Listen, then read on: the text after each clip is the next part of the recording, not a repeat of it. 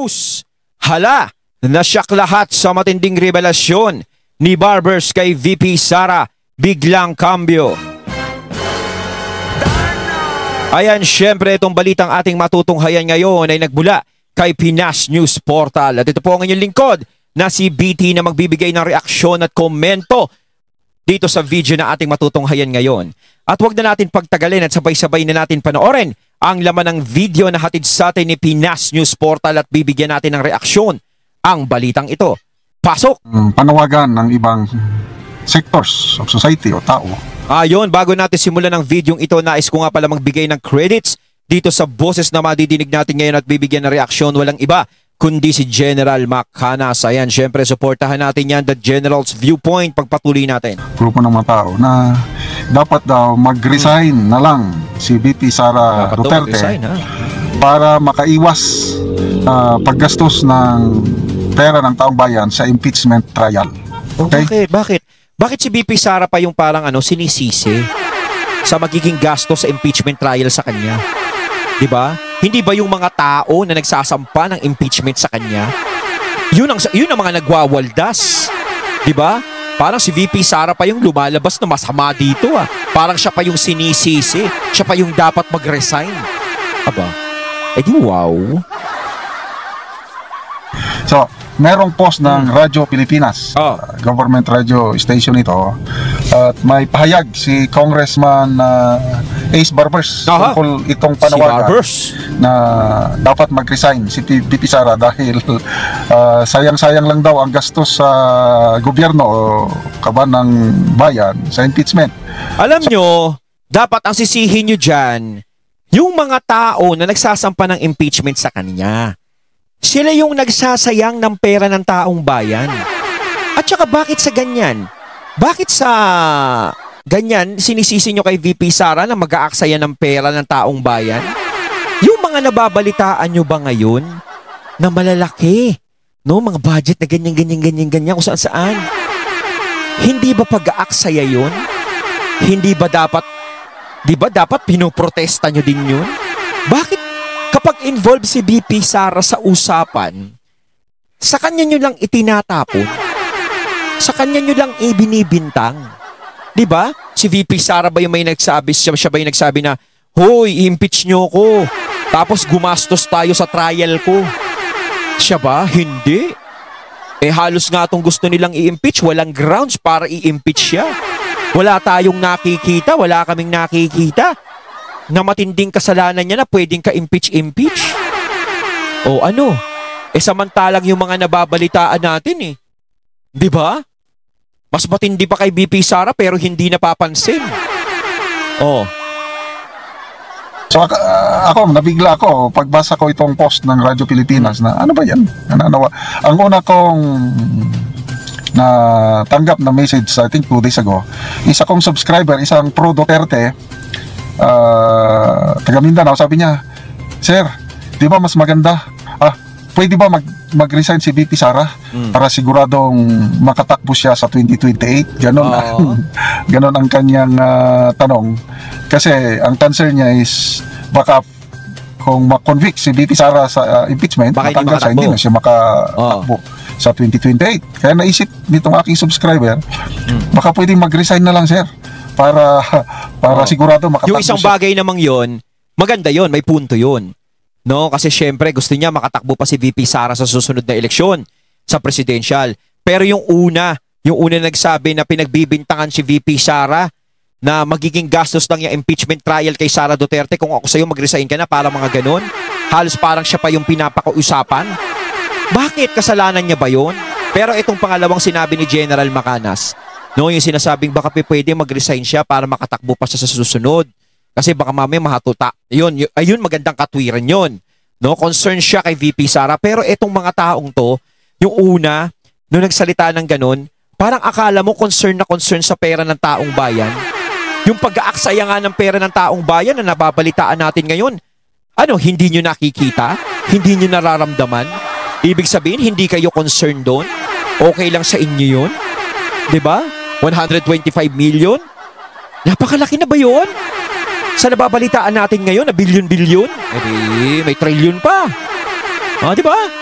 Ano? Mas malaki na ba ang milyon ngayon? Kaysa bilyon at trilyon? Ay.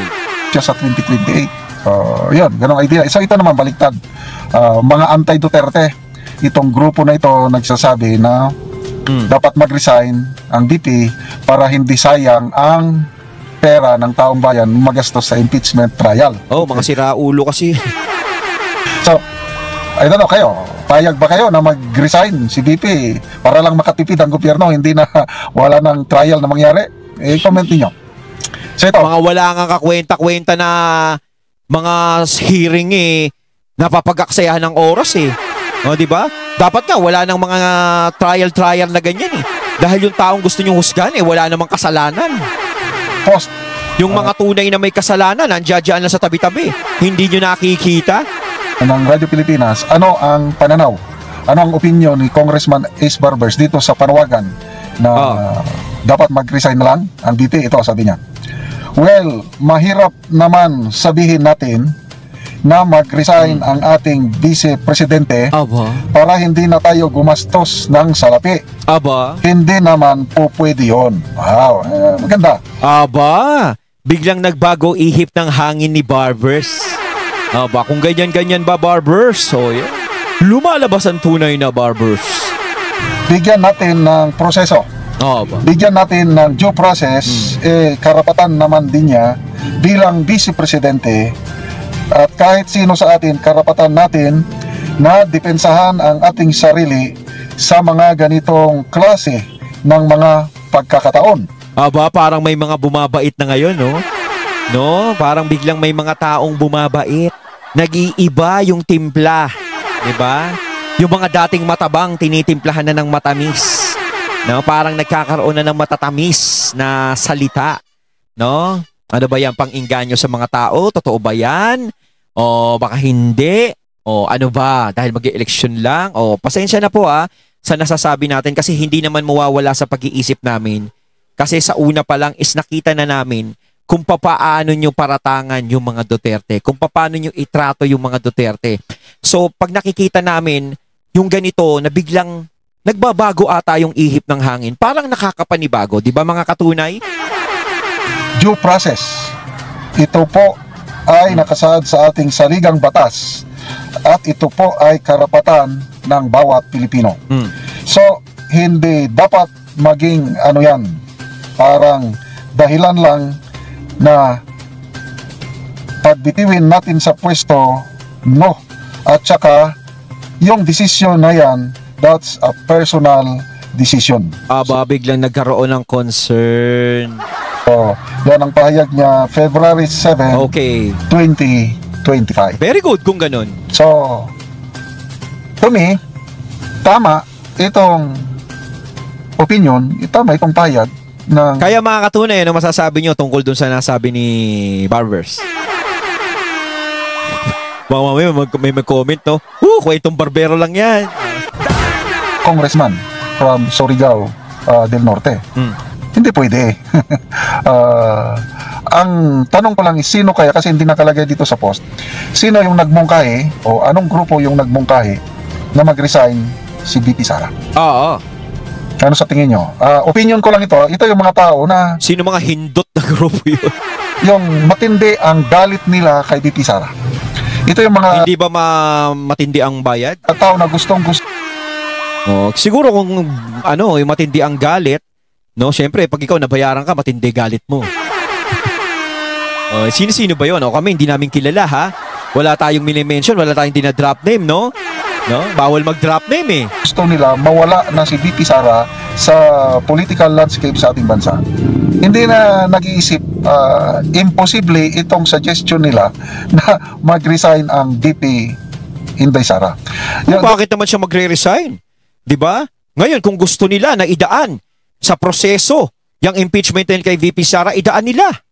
Nag-aaksaya nga sila sa mga hearing na walang kakwenta-kwenta. Yung mga hearing na sinisimulan tapos di naman tinatapos. Sige, mas maganda ilagay sa proseso. 'Di ba? Kung yan ang gusto nila. Basta yung tamang proseso, yung patas na proseso, yung transparent na proseso. Kasi alam naman naming mga taong bayan kung magiging transparent ang mga taong nasa likod niyan. 'Di ba? Doon nga sa subscriber ko na nagtanong kung pwede ba mag-resign na lang si VP Sara para sure hindi siya ma-disqualify from running sa 2028. Ang sagot ko sa kanya is, palagay ko hindi magre-resign si VP Sara eh. Kasi kung mag-resign si VP Sara para lang makatakbo sa 2028, it is an admission of guilt. Oo. Na para bang totoo, Parang sinabi totoo nga, yung totoo. paratang na nakadispal ko siya ng confidential funds at lumalabas na kapito ko sa posisyon, lumalabas na gustong-gusto niyang magpresidente, kaya sige, resign na lang para makatakbo ako sa 2028. Oo. Parang inamin niya kasi yun, yung mga kasalanang pinaparatang sa kanya. Kaya kay VP Sara tuloy-tuloy lang. Kasi wala namang ibang gustong magpa-impeach sa kanya eh. Ang mga gustong magpa-impeach lang sa kanya, yung mga tao na mga nagsipirma dun sa impeachment. O sasabihin, hindi, may mga taong bayan na gustong ma-impeach din si VP Sara. No? Yung mga taong nagpunta noon sa rally, hindi yung sa iglesia ha. Yung mga taong nagpunta nung mga di ba? Eh kaso nga lang, Diyos ko naman, marami na ba yun?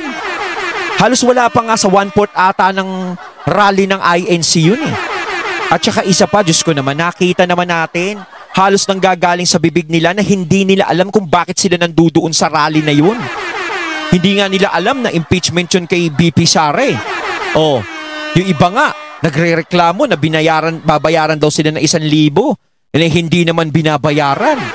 O tapos may mga nagtitinda na sampagita na hahatak pa ron. Yung iba, grupo-grupo lang, barkadahan. Hindi nila alam kung bakit sila napunta ron. O di ba? Hindi mo masasabing taong bayan ang gustong magpa-impeach sa kanya. At alam ni VP Sara yan. Hindi, wag siyang bumaba sa pagiging vice president dahil hindi taong bayan ang nagpapababa sa kanya. Ang mga nagpapababa sa kanya, yung mga tao na naghahangad ng mataas na posisyon na pwedeng makuha ni VP Sara sa susunod na eleksyon. Yun ang gustong magpabagsak sa kanya. At yung mga taong maaapektuhan kung sakaling siya ay maging presidente. Yun ang gustong magpatanggal sa kanya sa pwesto. Pero kung usapang taong bayan, kailangan ng taong bayan si VP Sara. No? Wala na tayong ibang makita na kandidato sa 2028 bilang presidente na matino. No? Na pwede nating sandalan sa oras ng pangangailangan natin na hindi makokontrol na parang puppet. 'Di ba? Halos mga Duterte lang ang nakikita natin, no? Na may yagballs, no? Na maglingkod sa bansa na ipaglaban ang karapatan ng mga Pilipino, na baguhin ang sistema ng bansa. 'Di ba? Si VP Sara babae pero parang siya yung may yagballs, parang siya yung matapang, siya yung may paninindigan. Pinapakita niya sa lahat kung ano ang mga Duterte, kung sino ang mga Duterte. 'Di ba? Kaya wala na kaming ibang makita. 'Di ba? Kung sakaling mawawala siya sa 2028, sino? Ay hindi na lang ako boboto. Kung ganun-ganun lang, sino iboboto ko? Hindi yung gawain ni VP Sara, yung character ni VP Sara is iba. Ang kay VP Sara nakikita ko, she's a woman of principle. Kahit matanggal siya bilang vice presidente, yung makonvict siya sa trial, okay lang sa kanya. Kaya nga, doon sa kanyang press conference, patawa-tawa lang siya. Very cool. Kumbaga parang, kung ano yung kahihinatnan niyan, kung ano magiging resulta niya, sige, tatanggapin niya. Basta siya magtutuloy-tuloy lang. Pero pumapabor lahat ngayon kay VP Sara, lahat ng pagkakataon. Tadhana na gumagawa. Parang baliwala sa kanya yung impeachment. Sabi niya, mas masakit pa yung maiwanan ng jowa kasi itong ma-impeach. Ganun lang siya. So, hindi siya kapit sa posisyon.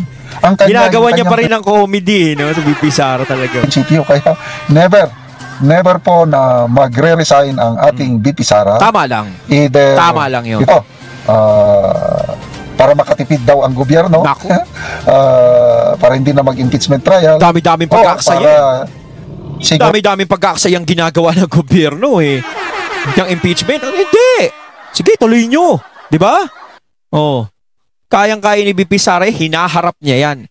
Tatanggapin niya kung ano magiging resulta niyan. Basta siguraduhin nyo lang na fair yan. Siguradong makatakbo siya by 2028, resign na lang, parang playing safe. Hindi po ganyan ang ating VP Sara. Okay? So, salamat Congressman Barbers sa iyong payag na hindi po pwedeng mag-resign. Pag-usapan naman natin ngayon si Senator Amy Marcos at ang kanyang paninindigan tungkol sa impeachment case ni BP Sara. Oh. So, it's been 4 days or 5 days ba mula nung na-impeach si BP. Ako, wala pa akong nakikita o nababasa na statement niya, or wala akong ano bang pizza ngayon? Pizza 9? Pizza 9. Oh. So, 4 days, tahimik si Senator Amy. Oh, tahimik nga. Wala akong naririnig na kanyang pahayag. Hindi kaya parang tahimik si Amy, parang sinasabi niya, kumampi ako sa mga Duterte, ganun din ang sinasabi sa akin, negative. Kumampi ako sa mga Marcos, ganun din sinasabi sa akin, negative. Parang hindi niya alam kung saan siya lulugar no? Kaya parang tatahimik na lang ako. Bakit tahimik si Senator Amy? Kasi dito natin sana malalaman kung talaga bang best friend pa rin sila ni BP Sara. Kung maaasahan ba natin ang kanyang tulong. Kasi sa ngayon, we need umandar kaya yan yung pagiging best friend? 'Di ba? Umandar kaya yan? No, sana nga. Ganun pa rin ang magandang trato, yung touring pa rin ganun, no? Sana wag mag-iba. Sana nga. 'Di ba? We need at least 8 senators na mag-acquit kay BP Sara. Okay. Kailan ang aking isang kaibigan nagpadala ng message sa akin tungkol kay Senator Amy. Ilocano itong kaibigan ko, subscriber ko. Sabi niya, General, nagpahiwatig si Manang Amy, ayaw niya ng impeachment. Aba. Ayaw niya ng gulo. Meaning, makakatulong ito kay BP sa impeachment. Kunin ito pa ta. Makakatulong kay VP yung impeachment? Na reinstate ang mind ko. Iboboto ko na lang siya, sir. Kasi itong kaibigan kong ito, Ilocano nga, Marcos loyalist. Sabi niya nung una, iboto natin si Senator Amy. Yeah. But lately, sabi niya, parang nawalan na akong gana kay Senator Amy dahil sa pula, sa puti, wala siyang klarong paninindigan. So, parang kasi ano siya parang dito siya nangyayari. Siyempre, matalik na kaibigan niya si BP Sara, tapos kapatid niya si BBM. Diba? Parang hindi niya alam kung saan siya lulugar. No? Siyempre, dugo ba o kaibigan? Mahirap pagbasihan yon. Pero siyempre, may kasabihan nga tayo, uulitin natin, blood is thicker than water. Kahit gaano kalaki ang naging kasalanan sa iyo ng kapatid mo o kasalanang nagagawa ng kapatid mo, kukonsintihin at aanuhin mo pa rin yan, mag-ayos pa rin kumbaga aanuhin mo pa rin yan. Pero kung ikaw talaga stricto at gusto mong pairalin talaga yung nasa puso mo talaga, taong bayan, walang kapakapatid, walang kamakamag-anak, di ba? Talagang alam mo kung kanino ka papabor. Di ba? Yun yung magtatagal ng gulo sa isip mo. Di ba? Kaso nga lang, kung talagang nangingibabaw ang dugo, no? Talagang magulo talaga, no? Talagang hindi malalaman kung sa pula, sa puti ka pupunta. Ganun. Pinabayaan ko lang siya. Ayaw niya na. Kaya nagtaka ako, dito, message niya na nagbago ang kanyang isip. Iboboto na daw niya si Senator Amy. Bakit? Dahil nagpahayag si Senator Amy na ayaw niya ng impeachment. So ito, pinadalhan niya ako ng post ng, I think, News 5. Ang title is, Ayoko ng Gulo. So, ito yung statement ni Senator Amy as posted by News 5. Basta kung wala akong narinig ng kanyang mga pahayag. Sabi niya, ayoko ng gulo. Ayoko ng gulo. Sa dinami-dami ng problema natin. Tama. Sa hirap na dinaranas ng mamamayang Pilipino. Oh, yes. Matataas na presyo ng bigas. Yes. Daming problema. Kawalan ng trabaho. Yes. Kulang na sweldo. Yes. Kakulangan ng tulong sa magsasaka. Yes.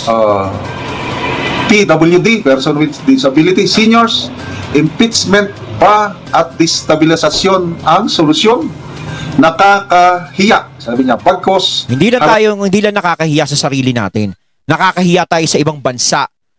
'Di ba? Dahil nalalaman nila na paano to, parang agawan ng kapangyarihan. Ayaw maglamangan, lahat gustong magkaroon ng posisyon.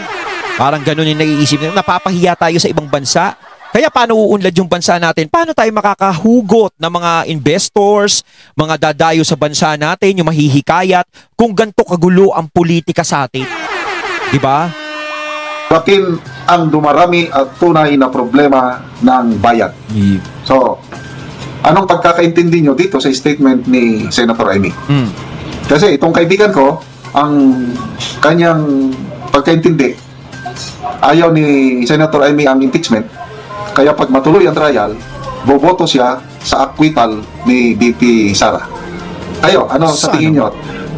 Agree ba kayo yung sinasabi ni Senator Amy nga ang daming problema ng bansa na dapat atupagin? Ayon, natating natunghayan ng video na nagmula kay Pinas News Portal at syempre natunghayan natin ang boses na yun na binigyan natin ng reaksyon.